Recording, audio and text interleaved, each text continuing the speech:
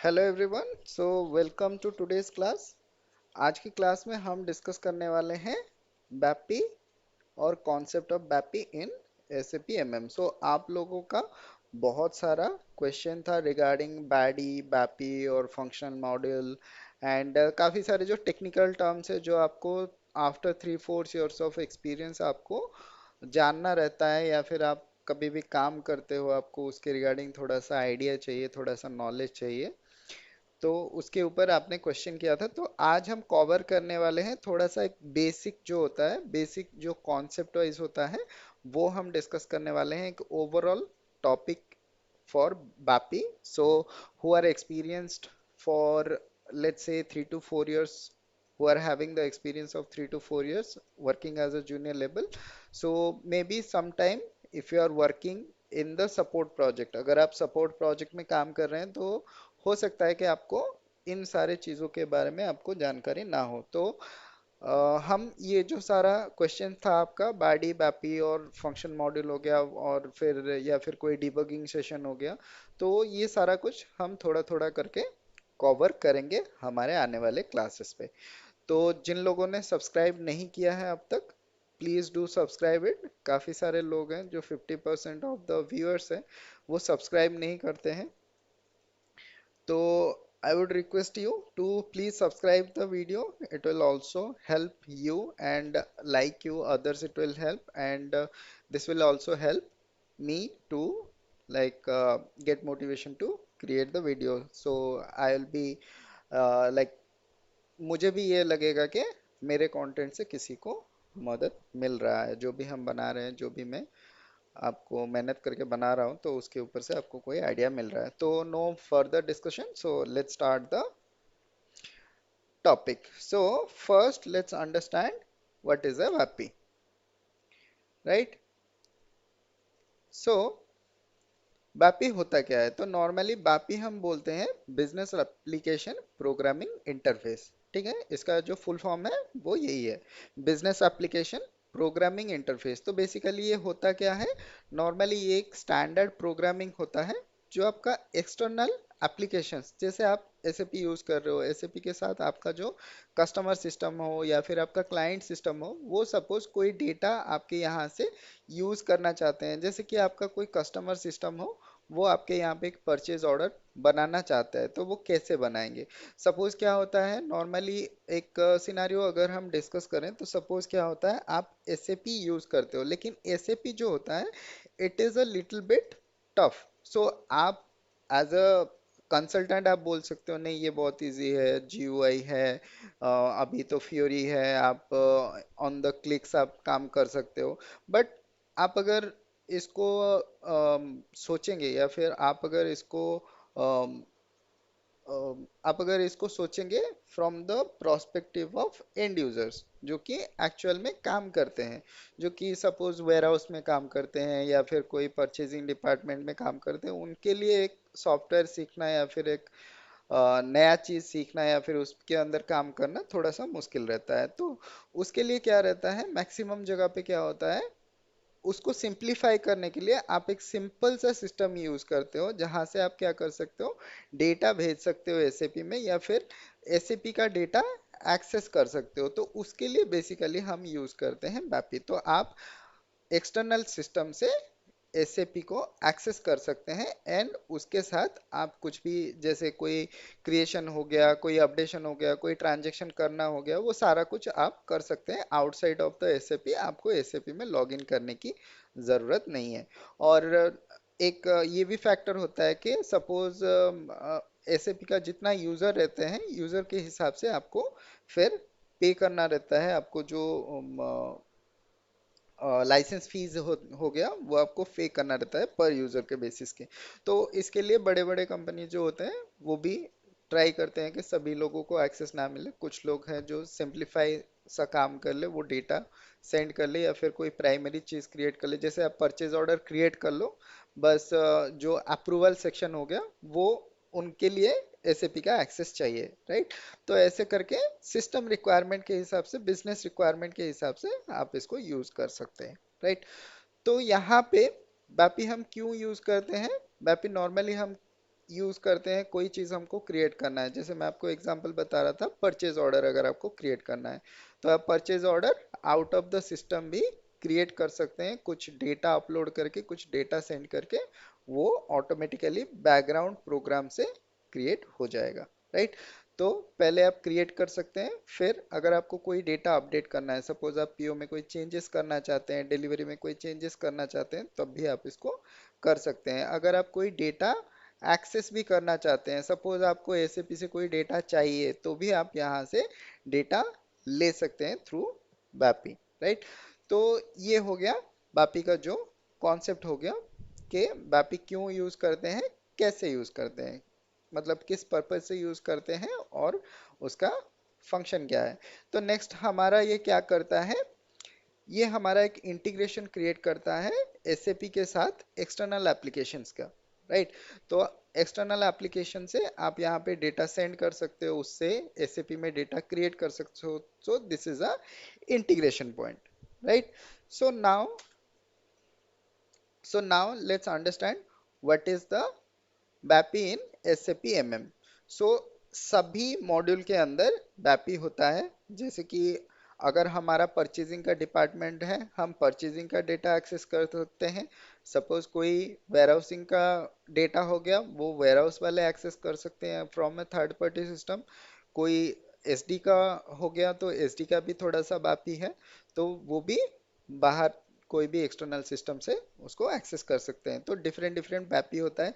Standard Bapi जो रहता है, स्टैंडर्ड जो एसएपी के अंदर दिया गया है, कुछ स्टैंडर्ड बापी है, तो हम उसका यहाँ पे एक एग्जांपल लेंगे, फिर उसके बाद हम देखेंगे कि different different type of BAPI कौन सा होता है। तो ये बेसिकली आपको जानना चाहिए, अगर आप 4 and 5 years ऑफ एक्सपीरियंस में है, अगर आपको फर्दर जाके इम्प्लीमेंटेशन में काम करना है, या फिर आपको कोई भी सपोज जैसे एनहांसमेंट के ऊपर अगर आपको काम करना है, तो उस टाइम में आपको हो सकता है कि स्टैंडर्ड बापी की जरूरत पड़े, तो इसके ऊपर आपको थोड़ा सा आइडिया होना चाहिए।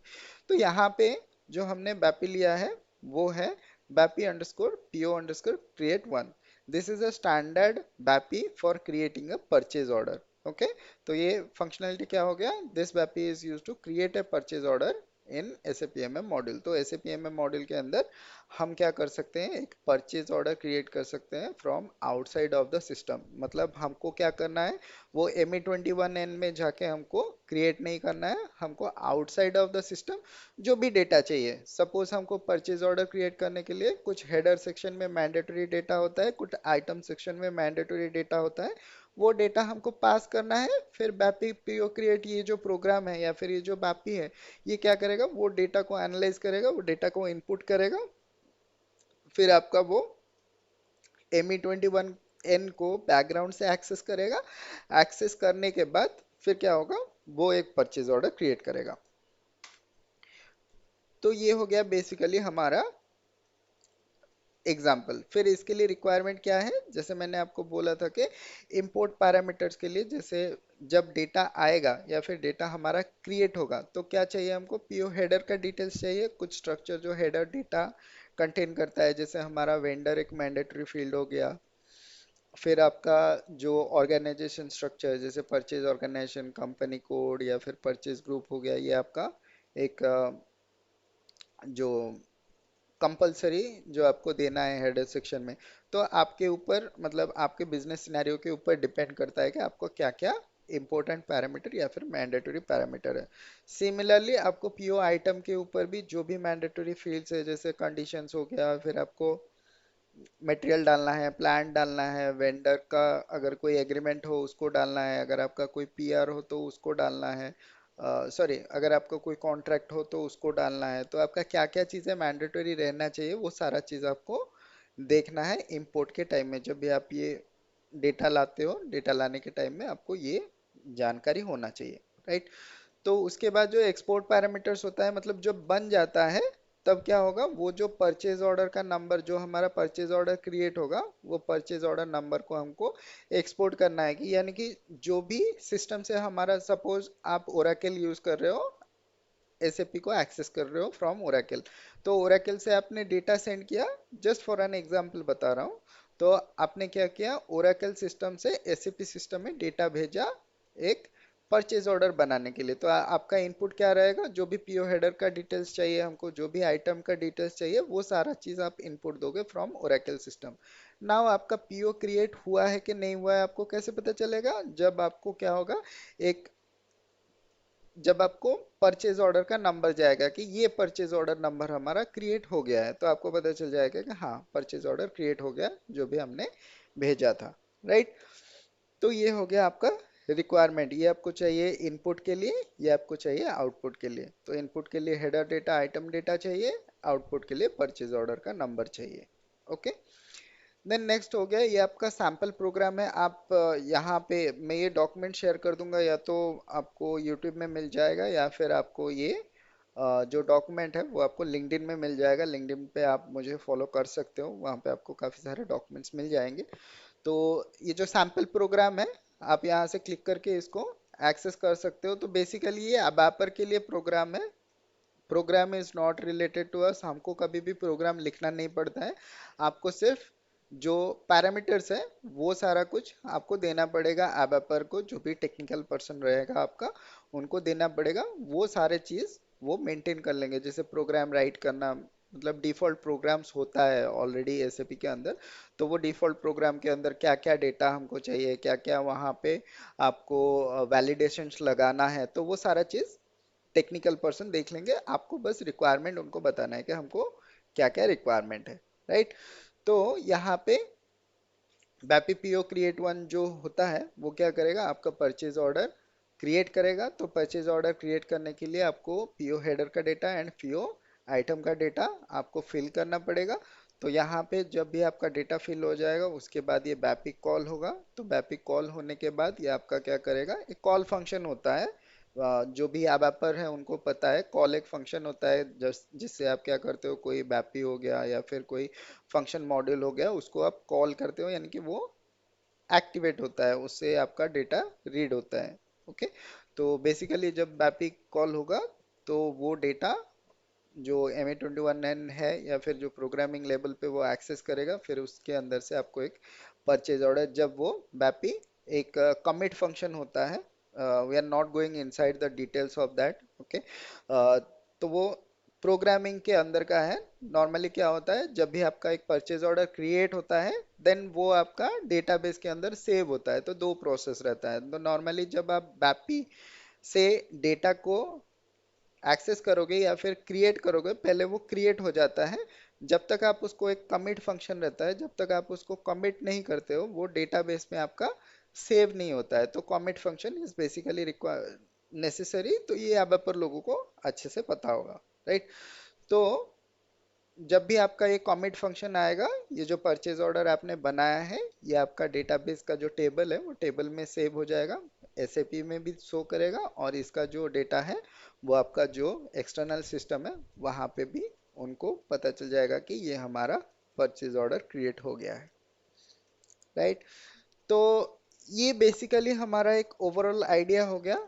अगर आप इसको कर रहे हो, मे बी आपका जो अबापर है, जो ये प्रोग्राम बना रहे हैं या फिर जो इसको, जो इसका डेवलप कर रहे हैं, हो सकता है कि उस टाइम में कोई भी सपोज डेटा आपसे या फिर अबापर से कभी मिस हो सकता है। तो उसके वजह से आपको क्या होगा, अगर आपने सही से इसको कॉन्फ़िगरेशन नहीं किया है तो यहाँ पे आपको एरर बताएगा कि फाइनल जो आपका क्रिएशन है, परचेज ऑर्डर क्रिएशन है, वो फेल दिखाएगा। तो ये आपको नॉर्मली जो भी उसका लॉग्स रहेगा, अब पर या फिर टेक्निकल लोग जो रहते हैं वो उसका लॉग्स बना के रखते हैं। कोई भी प्रोग्राम चलता है तो उसका लॉग के लिए एक वो फाइल बना के रखते हैं।